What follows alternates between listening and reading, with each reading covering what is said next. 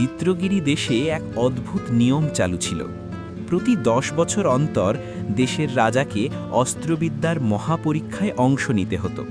সে প্রতিযোগিতায় যে কেউ অংশ নিতে পারত, আর যদি কেউ রাজার চেয়ে শক্তিশালী প্রমাণিত হতো, সিংহাসন তার।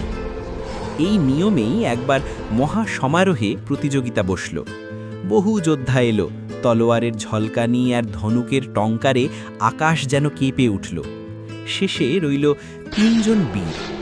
2 জনকে রাজা পরাস্ত করলেন, কিন্তু তৃতীয় জনের কাছে তিনি নিজেই পরাজিত হলেন।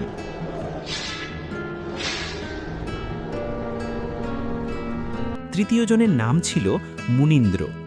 সিংহাসনে বসে তার নতুন নাম হল মুনীন্দ্রবর্মা।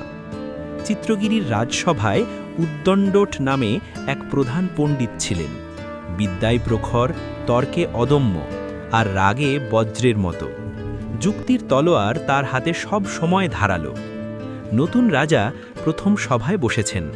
উদ্দণ্ডট উঠে ঘোষণা করলেন, মহারাজ, আপনি বলশালী হিসাবে বলরামের তুল্য। সাহসের দিক থেকে আপনি অর্জুনের সমান। সেই জন্যই আপনি রাজলক্ষ্মীর আশীর্বাদ পেয়েছেন। এই কথা শুনে রাজা হো হো করে হেসে উঠলেন। পণ্ডিত বিস্মিত। মহারাজ, যদি আপনি কিছু মনে না করেন তাহলে আপনার হাসার কারণ জানাবেন। রাজা বললেন, জানাবো, তবে তার আগে আমি আপনার সম্পর্কে কিছু জানতে চাই। আপনি রাজসভার শ্রেষ্ঠ পণ্ডিত হবার জন্য কী ধরনের সাধনা পেয়েছেন? কত বছরের সাধনার ফলে আপনি রাজসভার শ্রেষ্ঠ পণ্ডিত হতে পেরেছেন? উদ্দণ্ডট গর্ব ভরে বললেন, তিনি পণ্ডিত পরিবারে জন্মেছেন। পিতা ছিলেন খ্যাতনামা বিদ্বান। তাকে নৃসিংহ শাস্ত্রী নামে এক গুরুজনের কাছে পাঠানো হয়। সেখানে বেদ, উপনিষদ, তর্কশাস্ত্র, অগণিত গ্রন্থ অধ্যয়ন করেছেন। বন থেকে ফলমূল জোগাড়, গুরুর রাগ, বকুনি, শাসন সব সহ্য করেছেন। 20 বছর বয়স পর্যন্ত কঠোর শিক্ষায় নিজেকে শানিয়েছেন। তারপর জ্ঞানের জোরে রাজসভের প্রধান পণ্ডিত হয়েছেন। সব শুনে রাজা মৃদু হাসলেন।